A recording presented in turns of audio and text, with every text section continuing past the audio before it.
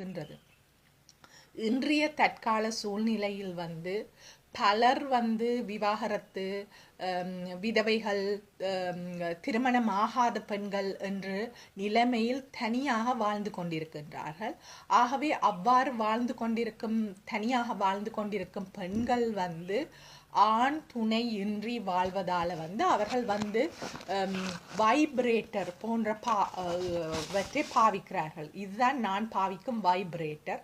So இந்த vibrator வந்து ஒரு ஆண் உறுப்பு எவ்வாறு எங்களுடைய யோனிக்குள் சென்று எங்களை சுய புணர்ச்சிக்குள்ளாக்குமோ அந்த விதத்தில் வந்து இந்த வைப்ரேட்டர் வந்து அமைகின்றது.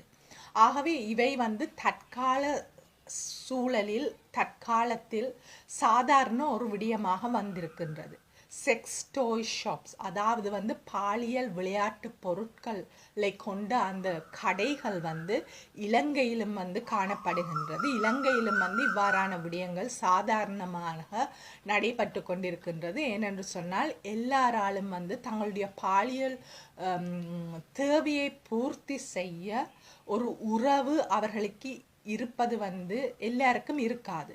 ஆகவே அவ்வாறானவர்கள் வந்து இதை பாவிக்கிறார்கள். மற்ற இன்னொரு விடயம் வந்து